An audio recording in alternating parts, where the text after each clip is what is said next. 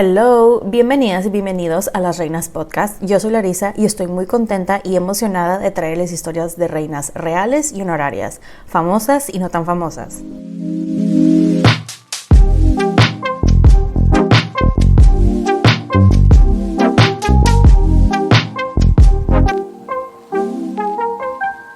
El día de hoy les estaré hablando de la primera mujer en ser rey faraón de Egipto, una de las mujeres con uno de los reinados más exitosos del mundo antiguo. Trataron de borrar su nombre de la historia, pero no pudieron. Esta es la increíble historia de Hatshepsut.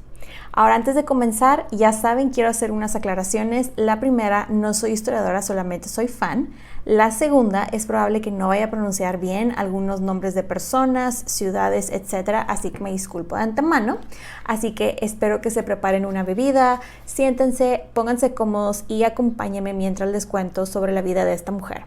Comenzamos. Pues empezamos con su nombre porque está bastante complicado a veces hasta pronunciar. Yo me trago y eso que he estado leyendo bastante de ella, pero se pronuncia Hatshepsut. Ella, les cuento que este es otro caso que no sabemos cuándo nació, pero se cree que nació alrededor del año 1507 a.C. Y esto la verdad lo digo con un súper signo de interrogación. Pero sabemos que nació en la dinastía 18 del Nuevo Reino. Esta dinastía, la 18, les cuento que duró del año 1550 al 1295 a.C. Fun fact de esta dinastía, la 18, Egipto durante este tiempo tuvo a varias mujeres muy interesantes que estaban en control del gobierno, actuando en nombre de los hombres cuando se iban a las guerras, etc. Muy interesante. Les cuento que su nombre, Hatshepsut, reflejaba la sociedad, el ambiente, vaya, al que había nacido. Su nombre, Hatshepsut, empezando con Hat, que significa foremost of, y Shepsut, precious or elite high woman, que en español es algo así como la más importante de las mujeres nobles o la primera entre las mujeres nobles. Ella era la hija del rey y el rey se llamaba Tutmosis I. Les cuento que su papá fue nombrado sucesor al trono porque la corona egipcia no tenía un heredero, había crisis, porque pues ya ven que como les platicé en el episodio de Cleopatra que practicaban eso del incesto. Bueno, pues los príncipes nacían muy enfermos y se morían, o de plano no habían bebés. Entonces la esposa del faraón, el faraón en aquel tiempo se llamaba Amenhotep I, y la esposa de este señor se llamaba Ahmose Nefertari. Llegó con Tutmosis I y le dijo, pues no te quieres venir porque no hay herederos, y él de que, ok, la verdad no creo que tuviera muchas opciones, o sea, no, el no era opción, pero pues aparte era un súper honor haber sido elegido como rey, ¿no? A ver, hablemos un poquito del papá de Hatshepsut, Tutmosis I. Pues les cuento que él, la verdad, para cuando le dan el trono, la verdad ya estaba bastante grande. Él conquistó y expandió el reino de Egipto de una manera que no se había visto antes en Egipto, y empezó a entrar muchísimo más dinero del que habían visto con otros faraones. Él básicamente, Tutmosis I, restableció el control sobre las minas en Nubia y estaba entrando muchísimo oro. Acaba de terminar una guerra con los iscos de Siria-Palestina. Y todo esto le dejó bastante dinero y aparte tuvieron bastantes esclavos y oro de esa guerra también. Una de las diferencias más grandes que les puedo comentar, si vamos a comparar a Hatshepsut con Cleopatra, es que a Hatshepsut le tocó, la verdad, un reino muy próspero, con muchos ingresos, muchos movimientos, mucha expansión, mientras que a Cleopatra a ella le pasaron el reino con mucha deuda, como les platiqué en otros episodios. Entonces sí fueron circunstancias bastante diferentes, dinastías diferentes, etc. Continuando con la historia, les cuento que la mamá de Hatshepsut fue la princesa Ahmose o Ahmose. Se sabe que ella venía de una familia con un super pedigrí y por eso Tutmosis I la necesitaba para pues darse más legitimidad. Sabemos que esta Hatshepsut tuvo otros 3 hermanos, 2 hombres y una mujer, y ellos eran Amenmose, Watmose, perdón por la pronunciación, pero es que no tengo ni idea cómo se pronuncia esto, y Nefrubiti. Además de sus hermanos, ella tuvo medios hermanos, obviamente de parte del papá, con las esposas secundarias y concubinas. Algo que no mencioné en el episodio de Cleopatra porque pues realmente no existía, pero en estos tiempos sí existía, es que el rey tenía su esposa principal, las esposas secundarias y las concubinas, y todas eran parte del harem del rey. Uno de estos medios hermanos, les cuento, que tenía Hatshepsut, fue Tutmosis II, bueno, el que se convertiría en Tutmosis II, porque, como les digo, esto es Egipto y les gusta casarse entre ellos sin saber las consecuencias genéticas, ¿verdad? Este Tutmosis II era hijo de su papá con una de las esposas secundarias, una mujer que se llamaba Mutneferet. Ella era, y por ella me refiero a Hatshepsut, voy a aclarar, era hija de un rey, era hermana también de un rey y sería la esposa de un rey. Lo único que Hatshepsut nunca logró ser fue madre de un rey, ya que nunca tuvo hijos varones. Les cuento que Hatshepsut y su nodriza Satre eran muy cercanas. De hecho, era el trabajo de Satre alimentarla y cuidarla, y por todo lo que leí, los niños del harem eran amamantados hasta casi los 5 años, sobre todo los niños que tenían el rango de Hatshepsut. Para los egipcios, cuando llegaba un niño a los 5 años es que ya la hizo. Y ellos consideraban pues adolescentes realmente, porque para mí siguen siendo niños de 13 años, ya eran adultos, entre comillas, ¿verdad? Y aquí voy a hacer un paréntesis, bueno, continuar mejor dicho con el paréntesis cultural de algo que me llamó muchísimo la atención en mi investigación, es que realmente la gente moría por cualquier cosa en aquellos tiempos. O sea, ¿cómo les explico que, digo, ya sabemos que la esperanza de vida en aquellos tiempos era mínima, pero realmente era sorprendente que llegaran a la adolescencia y ni se diga 20, 30, etcétera? Porque entre pestes, diversas enfermedades, parásitos, no, o sea, morían de todo, que si la serpiente los picaba, mordía, lo que fuera, o sea, ya morían, todo el mundo moría. Otra cosa que me llamó muchísimo la atención, que la quiero comentar, es que los antiguos egipcios, ellos creían que la infertilidad venía de los hombres, o sea, porque ellos eran los que estaban llenos de vida y las mujeres eran las que tenían los vientres vacíos y ellos tenían que llenar ese vientre con vida.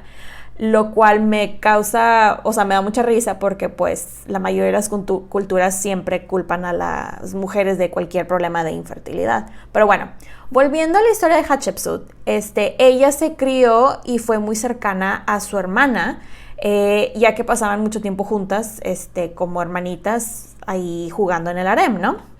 Ahora vamos a hacer una pequeña pausa para hablar un poco sobre su educación, lo que se sabe.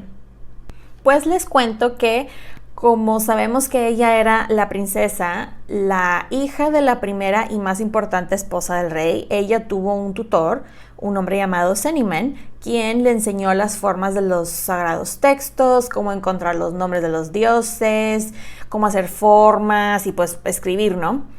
Y por llamarlo de esa manera. Y la verdad, por todo lo que leí, su tutor, este señor Senimen, o Senimen como se pronuncia, se convirtió en la figura paterna de su vida y tiempo después lo tuvo como aliado. La verdad, él se convierte en un hombre muy poderoso después. Les cuento también que esta Hatshepsut aprendió de la historia de los reyes del pasado y también tenía en su, digamos, repertorio de materias, le enseñaban bastante sobre liderazgo, religión, rituales, morales y economía. La parte más importante de su educación, honestamente, fue la preparación que recibió para ser la esposa del dios Amón, ya que esto era todo un proceso y tenía que hacerlo bien porque el dios Amón era el dios de la creación y si él no despertaba, la creación, o sea, el mundo iba a dejar de existir.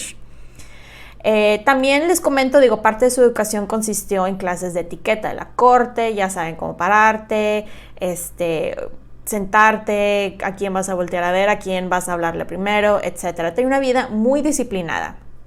Muy probablemente ella estuvo con su papá por ratitos, asistió a juntas que tenía, etcétera, pero sobre todo lo tenía cerca durante eventos y ceremonias religiosos y pues veía y estudiaba mucho lo que el papá hacía, sobre todo lo relacionado a campañas militares, ya que, como les digo, el papá tuvo un exitazo con sus campañas militares, un éxito que no se había visto en Egipto antes.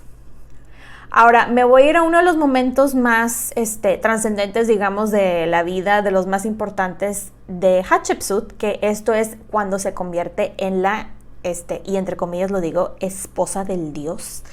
No sabemos exactamente cuándo pasó esto, probablemente era una niña, creo, al parecer no llegaba ni a los 12 años, hay algunos que dicen que tenía 6 años, otras historias que dicen que tenía 12, entonces pues la cosa es que se convirtió en la esposa del dios. Les cuento por qué menciono esto de la esposa del dios. ¿Por qué? Porque esta era una posición ridículamente poderosa y respetada, y que aparte venía con un ingreso y propiedades que la mismísima Hatshepsut, de niña, administraba. Como les digo, esta era la posición más poderosa que una sacerdotisa, que una mujer podía llegar a tener, ya que este dios, el dios Amón, era el dios de la creación. Básicamente era, religiosamente hablando, la mujer más poderosa en Egipto.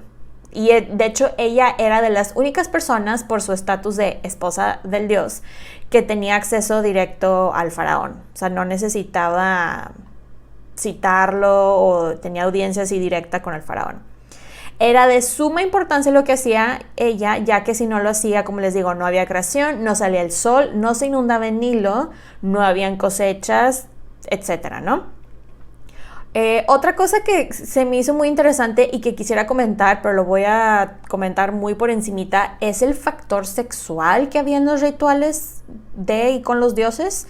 La verdad no voy a entrar en detalle exactamente cómo eran estos rituales, pero sí les voy a comentar que los antiguos egipcios tenían una noción muy liberal con este tema. Y los niños eran expuestos a esto desde muy chiquitos, bastante chiquitos. Pero bueno, cerrando este punto, nos vamos a sus looks. Hablemos un poquito de sus looks. No sabemos realmente cómo se veía, pero en uno de los libros que leí de ella decía que ella probablemente tenía la piel más oscura que los egipcios modernos, pero no tan oscura como alguien que viniera del Sub-Sahara.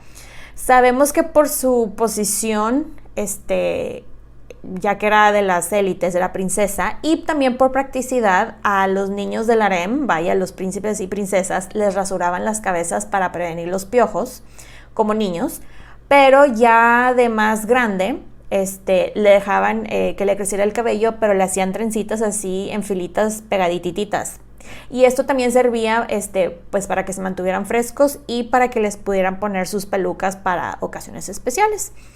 Pero bueno, continuando con su historia, les cuento que su papá construyó los primeros obeliscos en Egipto y fueron los únicos, y después los que construiría ella, pero realmente fueron los únicos que habían hasta cientos de años después que se empezaron a construir más. Y esto de los obeliscos sale en cualquier cosa que leen de Hatshepsut, porque esto realmente era un super big deal, realmente era wow hacerlos por la cantidad de labor, el material, era una tarea monumental, honestamente. Y les cuento adicionalmente que Tutmosis I, el papá de Hatshepsut, fue el primero en construir su tumba escondida del público, y fue enterrado en Karnak. Pues pasa el tiempo y cuando Hatshepsut tenía probablemente unos 12 años, ¿se acuerdan que les conté que tenía 2 hermanos? Bueno, pues lamentablemente se murieron sus hermanos uno después del otro. Primero Watmose y luego Amenmose, y la cosa es que la corona nuevamente estaba en crisis. Ya para estas alturas también de su vida, la hermana había fallecido y de hecho ella en su capilla funeraria tiempo después, en Deir el-Bahari, grabó el duelo que sentía por la pérdida de su hermana. Y pues la pobre Hatshepsut a sus 12 años pues asumió toda la responsabilidad de la corona sobre sus hombros, ya que la voltearon a ver al medio hermano Tutmosis II y fue de que pues con él te vas a casar. Les cuento que su medio hermano Tutmosis II, la verdad por todo lo que leí, siempre fue un niño muy poco saludable. Al parecer tenía un corazón engrandecido y arritmia y muchas lesiones y pústulas en todo el cuerpo. Y aparte, él era menor que ella, él tenía unos 9 o 10 años más o menos. Supuestamente, él fue elegido Tutmosis II, ya que por lo mismo pues era bastante débil y enfermizo y pues digamos que la gente en poder, la corte, dijeron, no, pues va a ser bien fácil de manipular. Y sabían que Hatshepsut pues era bastante inteligente, que había pasado tiempo con su papá y aparte por su posición de esposa del dios, ¿verdad? Entonces, y pasaba mucho tiempo con los sacerdotes más VIP del reino, y ella representaba al dios Amón. La verdad a la gente no le gustaba la idea de Tutmosis II en el trono, pero sabían que si lo casaban con Hatshepsut, pues ella que sí sabía qué hacer, pues lo iba a guiar y todo eso, ¿no? Y su papá en este inter, pues digamos que la tenía un poco más cerca, pues para que aprendiera y todo sobre gobernar. Pero luego llega la tragedia nuevamente a la vida de Hatshepsut, ya que se muere su papá, Tutmosis I, y Tutmosis II se convierte en faraón, y ella y su medio hermano se casan, ella a sus 12, tal vez 13 años de edad, y él de 10, 11 años. Se convierten en rey y pues esposa del rey, ¿no? La mamá de Hatshepsut, de manera de evitar que la mamá de Tutmosis II, porque la mamá de Tutmosis II era una mujer de muy bajo rango, dijo, yo voy a ser la regente y yo me voy a encargar de todo esto. Y de hecho hasta toma control sobre el ejército y manda a varios soldados por diferentes lados. Y Hatshepsut, como ella era la esposa del dios de la creación, fue de que pues yo me voy a encargar de las instituciones religiosas, ¿no? Como le hizo su papá. Para todo esto, la mamá de Hatshepsut, cuando digo que tomó control sobre el ejército, fue de manera así de, pues haz esto y esto y esto, aunque no podían realmente enviar a nadie a campañas militares o lo que fuera, porque eso era una tarea exclusiva para los reyes. Lo primero que hizo Hatshepsut como buena reina, por ponerle ese título, tenía que ponerse a trabajar en embarazarse y dar el heredero. Pero como les digo, la cosa es que aquí ella tenía 13 años y su hermano / esposo tenía unos 11 años, a lo mucho. Algo que se me hizo bastante disturbing, honestamente, es que muy probablemente no estuvieron solos durante su noche de bodas, ya que se cree que la mamá estuvo ahí, al igual que varios sirvientes para pues ayudarles si así lo deseaban, o como coaches para decirles cómo funcionaba eso. Ay no, la verdad qué horror, pero bueno, la verdad me causó honestamente me causó mucho conflicto el leer que un niño de 11 años y una niña de 13 estaban tratando de embarazarse. Pero también me causó bastante conflicto que un niño de 11 años tenía un harem. No sé ustedes, pero bueno. Les cuento que Hatshepsut, como esposa del rey, la verdad es que le ganaba a su esposo en madurez por muchísimo. Ella tenía experiencia organizando a su gente, dinero, tierras, propiedades, todo. Era muy carismática. Y por todo lo que leí, tenía una presencia muy imponente. La gente, la verdad, la respetaba muchísimo, que era un gran contraste esto a su esposo, que la verdad no sabía ni qué onda, ni qué pasaba, nada. A él le faltaba bastante seguridad y como les digo, se le había costado mucho tiempo por lo enfermizo que era. Al poco tiempo, sorpresa, resulta ser que Hatshepsut queda embarazada. Pues llega el momento de parir que al parecer fue un parto muy difícil porque era una niña, cabe aclarar, y la gente estaba algo preocupada porque, sorpresa, fue una niña. Dio luz a una niña a quien llamaron Nefrure, que significa la belleza de Re. Y como fue niña, la gente estaba de que esto es culpa de Tutmosis II porque es niña, no. Pero bueno, continuando con la historia, algo que sí me gustaría comentar es que mucha de la riqueza del reino egipcio, como les dije al principio del episodio, pues venía de guerras, pero estas guerras la verdad venían de unas masacres tremendas, pero ellos lo veían como algo divino, o sea, algo que tenían que hacer para complacer a los dioses y que incluso hasta los iba a ayudar a tener sus hijos y cuánta cosa si se lo ofrecían a los dioses, ¿no? Les cuento que Hatshepsut y su mamá, como regente, pues para conmemorar el reinado de Tutmosis II, decidieron que era tiempo de construir un templo dedicado a él y lo construyeron en Karnak, pero ellas fueron las que se incluyeron en las imágenes, estructuras, etc.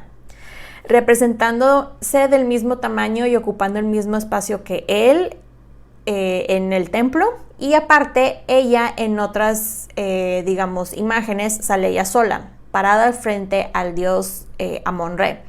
Esto les cuento que era algo que nunca se había visto antes, una mujer frente a un dios. Y de esta manera, pues, aparte porque ella estaba vestida así de que como reina, corona y así todo el show. Como les dije, Tutmosis II era muy enfermizo y ella se encargaba de pues prácticamente todo por él. Digamos que se convirtió en la otra regente, ya que tomaba muchas decisiones por él, todo lo que tenía que ver con la corte. Incluso hay evidencia en que ella ocupaba su lugar en bastantes, mejor dicho, ciertos rituales religiosos que le correspondían al rey faraón.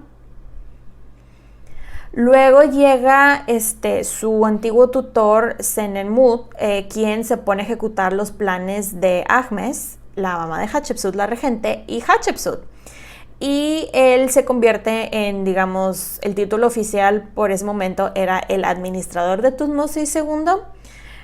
Y la cosa es que él no venía de ninguna de las familias reales, que siempre se estaban peleando, entonces él era así como que el candidato ideal, y aparte lo puso como tutor de su hija, que les cuento que el título mejor dicho, para un tutor real era un concepto que se llama Mena Nesut, que al parecer significa en inglés male breast for the king, que en español es algo así como la versión masculina de una nodriza.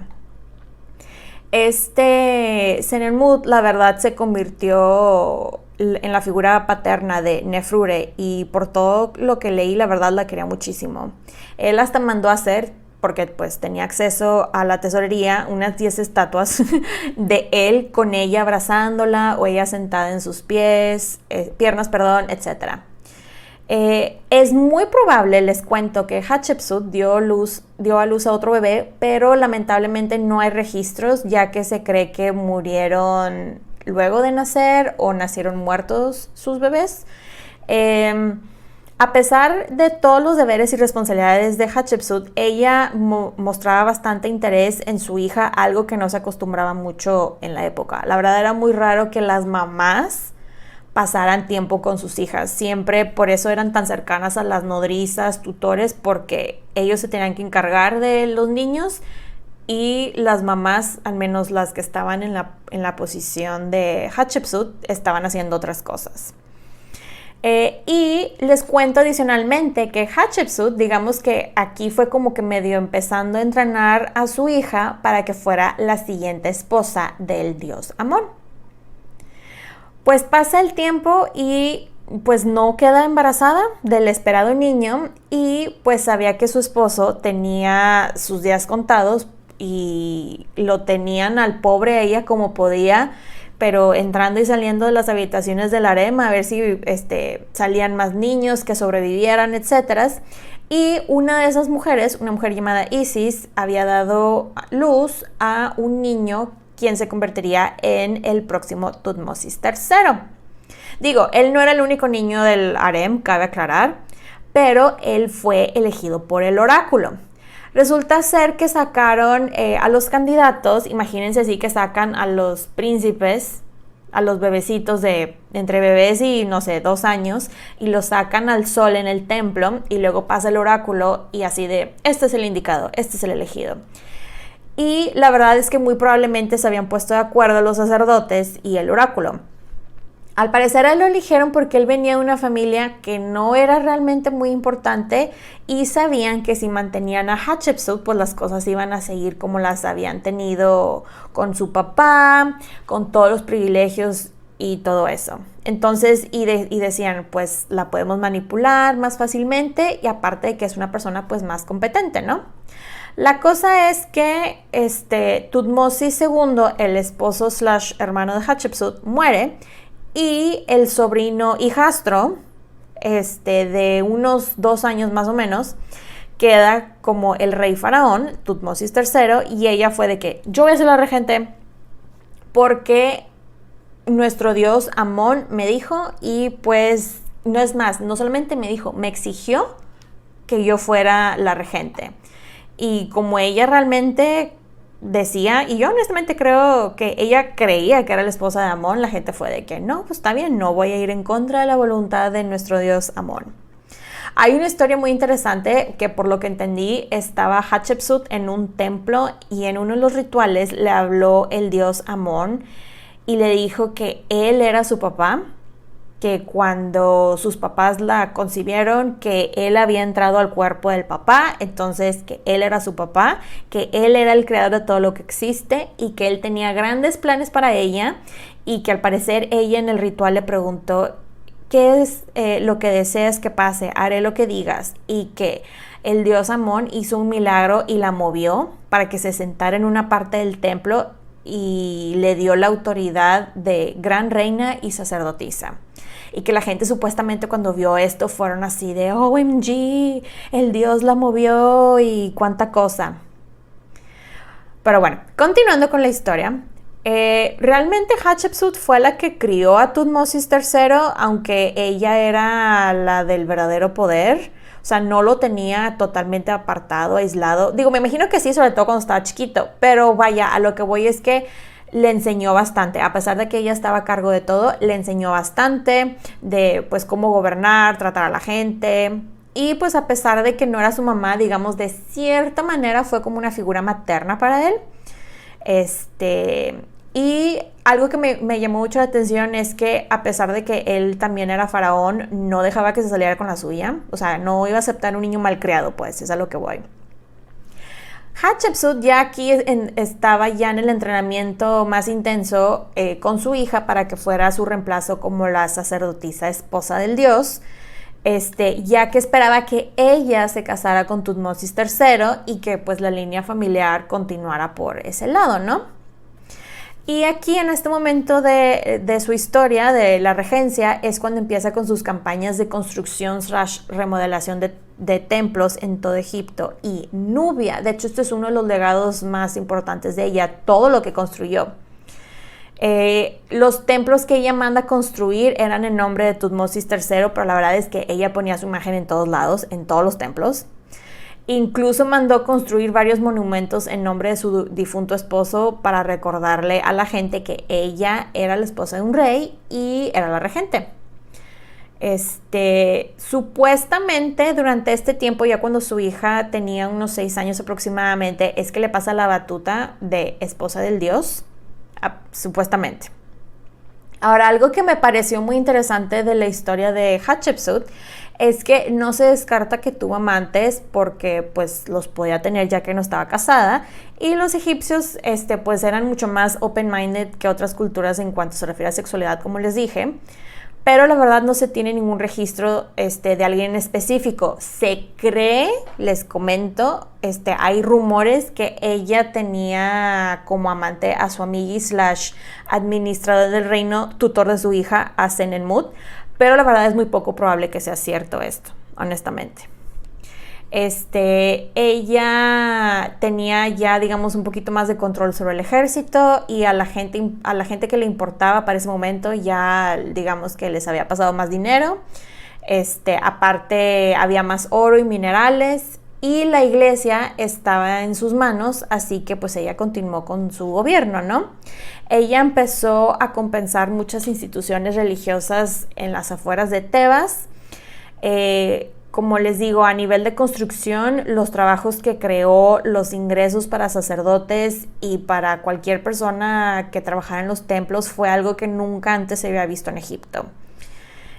Luego llega un hombre llamado Ahmos Penekbet, quien ahí lo puso como tesorero del estado, y digamos que era otro tesorero, ya que ella confiaba mucho en él, y también lo puso como tutor de su hija Nefrure.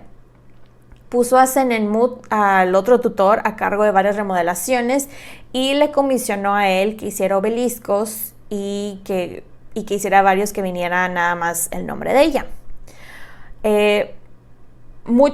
¿Por qué les menciono esto de los obeliscos y las construcciones también? Es porque muchos de estos templos, estatuas, etcétera, en Egipto antes construían pues con barro y materiales así, y ella tuvo la visión como su papá de remodelar todo en materiales como granito, mármol, que durarían muchísimo tiempo, y efectivamente siguen existiendo.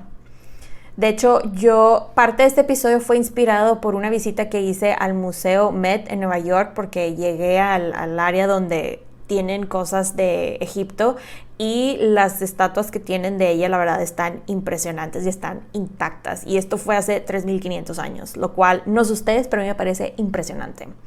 Ahora vamos a hablar un poquito de Hatshepsut como gobernante. Pues ella se puso a trabajar para poner en línea a todos los gobernadores de las regiones de Egipto y se enfocó bastante en la administración de Nubia, que era donde les dije que sacaban el oro y aparte sacaban cantera, y esta cantera la usaban para las construcciones. La cosa es que aquí con Nubia pues la cosa estaba un poco difícil, ya que ellos no eran nada fans de los egipcios, ya que los habían masacrado. Y pues cada oportunidad que tenían pues causaban muchos problemas porque no querían que los egipcios estuvieran ahí. Pero ella siempre estuvo muy al pendiente de que los que gobernaran Nubia o esa parte pues estuvieran haciendo lo que tenían que hacer, y los tenía bien checaditos. Y puso a alguien de su confianza a que viera esta parte del gobierno, y este hombre se llamaba Useramen, y él de hecho trabajaba cerca con Senenmut y con Ahmos Penekbet. Estos tres hombres, la verdad, eran ridículamente poderosos. Y algo que me llamó mucho la atención es que ella hizo esto intencionalmente, de manera de que trabajaran juntos entre ellos y que estuvieran al pendiente de lo que hicieran los demás. Honestamente, por todo lo que leí, sobre todo Useramen, si él hubiera querido, él hasta hubiera podido mandar matar a Hatshepsut y quedarse con todo el oro y materiales y decir de que este territorio es mío, pero no lo hizo.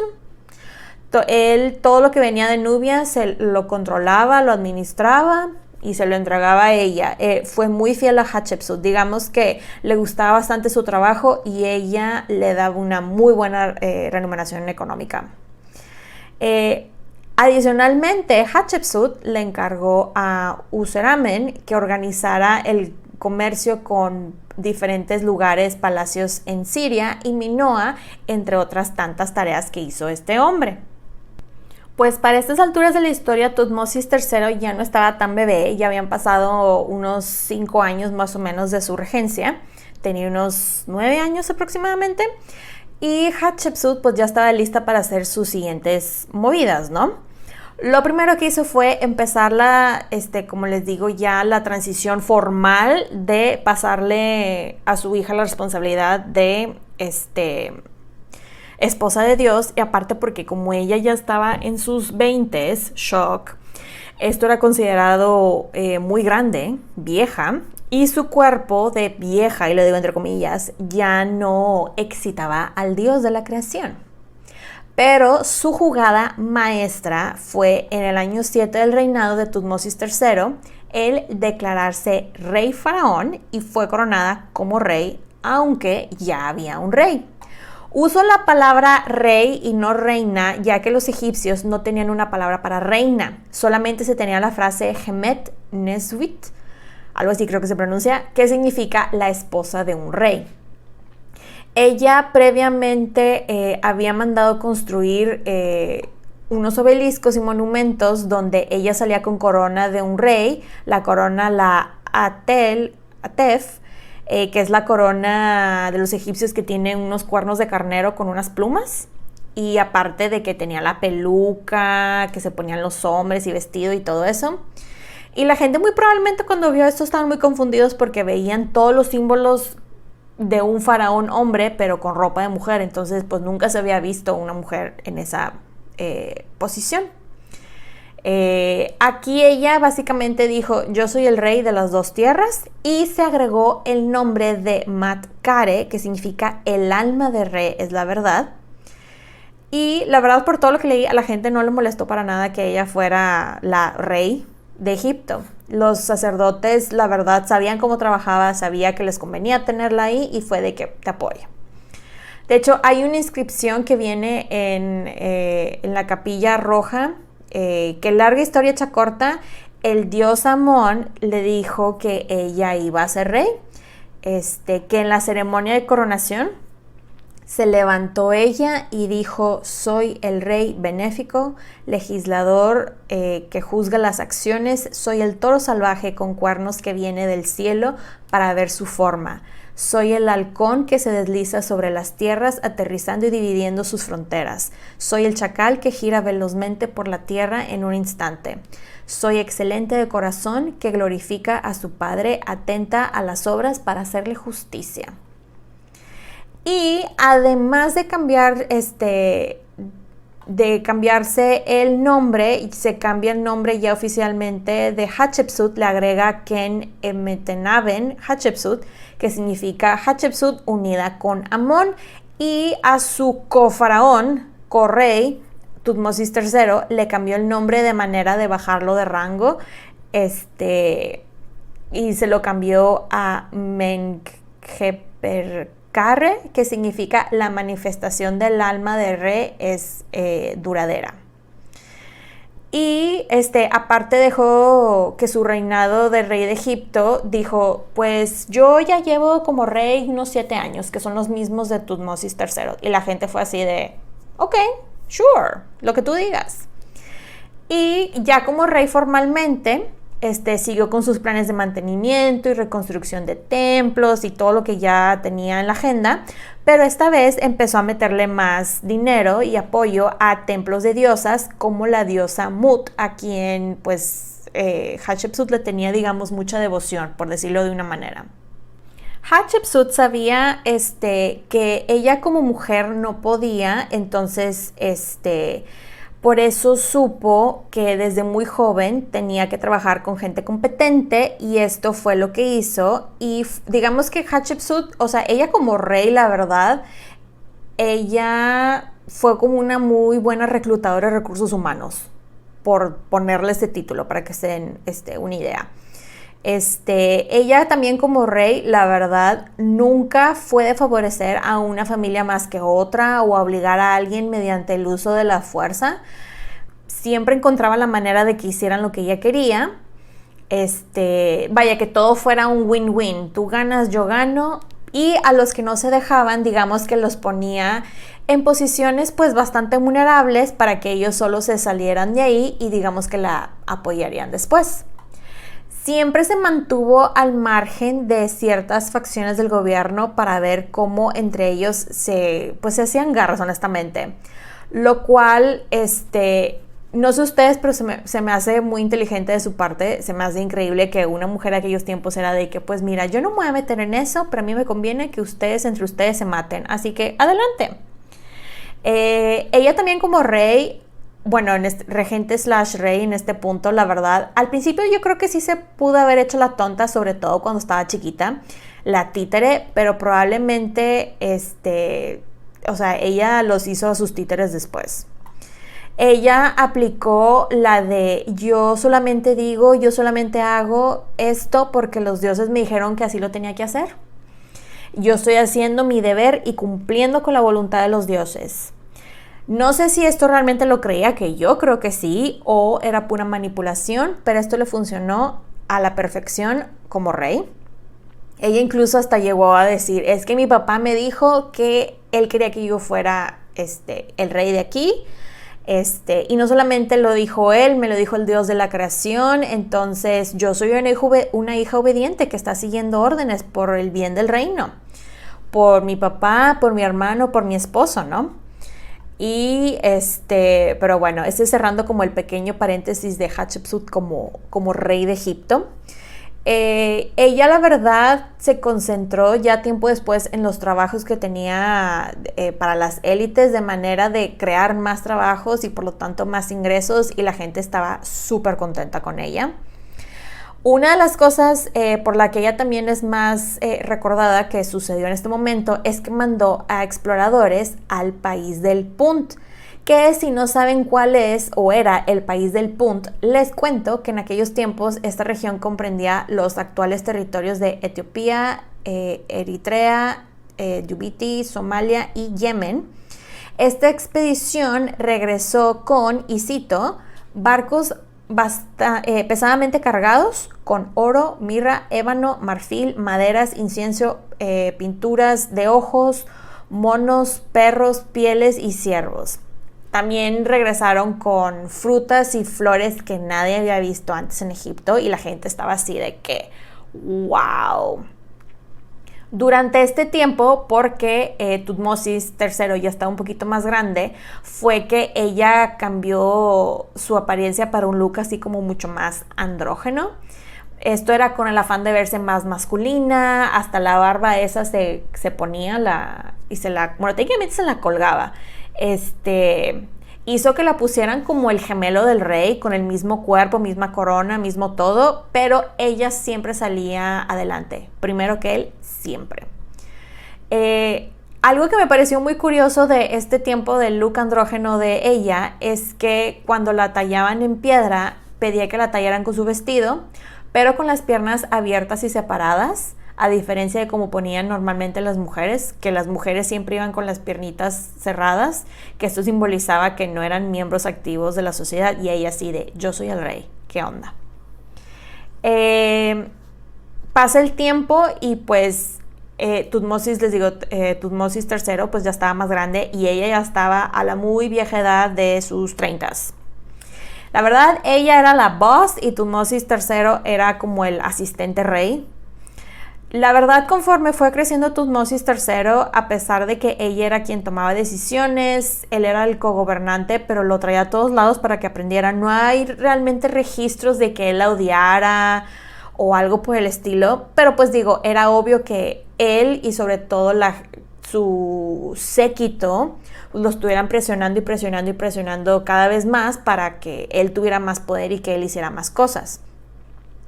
Después les cuento que su hija, Nefrure, como les dije, ella era la esposa del dios Amón, pero lamentablemente muere, y esto la destroza como no tienen una idea. Y luego, aparte, otro golpe que había sufrido Hatshepsut un tiempito antes es que su gran amigo Senenmut también se murió. Ella, de hecho, Hatshepsut termina muriendo en su palacio de Tebas tras un largo reinado de 22 años. De hecho, creen los historiadores que ella murió cuando tenía pues entre sus 40 y 50 años. Y al parecer, según vi en una página de internet, la causa de su muerte tenía un cáncer bastante avanzado en el área abdominal y una osteoporosis severa, según el scan que le hicieron a su momia. Ella fue enterrada en el Valle de los Reyes, a un lado de la tumba de su papá. Y de hecho su tumba está catalogada como la KV-20. Hablemos un poquito de su legado. Ella gobernó por unos 22 años más o menos y dejó el reino incluso mejor de como se lo habían pasado. No sabemos mucho de ella, ya que Tutmosis III, años después, al parecer por presión de gente, no tanto porque la odiara, mandó a personas así de que necesito que todo lo que se vea así como a plena vista, que salga ella, bórrenla. Viene su nombre, bórrenla. Entonces básicamente fueron y grafitearon todo. No destruyeron ninguno de los templos, porque lo que él hizo fue lo construyó Hatshepsut. Realmente no fue ella, fui yo. Y él no había hecho nada, él estaba en pañales, ¿no? Entonces él tomó crédito básicamente de todo lo que ella hizo y dijo, ¿lo hice yo o lo hizo mi papá? Que pues ya sabemos que no es cierto, ¿verdad? La tumba la dejaron intacta, digo, él la enterró con los honores de un rey. Y como les digo, realmente no creo que la intención de él era quitarla por completo, nada más lo que se viera que ella salía como rey, lo demás lo dejaron, todo lo que tenía que ver con su matrimonio, etcétera, todo eso se quedó. Otro de sus legados más importantes es el templo mortuario de ella, de Hatshepsut, que es considerado uno de los logros arquitectónicos más impresionantes del mundo antiguo. Este se llama de Djeserú, que significa el sublime de los sublimes. Y lo más honestamente impresionante de este lugar es que se construyó en como una montaña, en Deir el Baharay, y honestamente está impresionante. Ya después les voy a estar enseñando fotos en el post. Los 4 obeliscos de granito que ella comisionó en el vasto templo del dios Amón en Karnak son de los más magníficos que hay. Incluso mandó a hacer cientos de estatuas de ella misma, dejando testimonios en piedra de su linaje, títulos, incluso de sus pensamientos. Que voy a cerrar este episodio con una frase que ella mandó inscribir en uno de los obeliscos que está en Karnak, y dice lo siguiente: ahora se me vuelca el corazón cuando pienso lo que la gente dirá. Aquellos que vean mis monumentos en los años por venir y que hablarán de lo que he hecho. Espero que les haya gustado este episodio. Bye. Pueden encontrar los episodios de Las Reinas Podcast en diferentes plataformas como Spotify, YouTube, Apple Podcast y Amazon Music. Y también están mis diferentes redes sociales como @lasreinaspodcast para Facebook e Instagram y @lasreinaspod en Twitter. Recuerden suscribirse, darle like, activar la campanita para recibir notificaciones, descargar los episodios y compartirlos. Incluso pueden dejar su rating y review. Muchas gracias por escucharme y por apoyar a este podcast. Nos escuchamos en 2 semanas. Bye.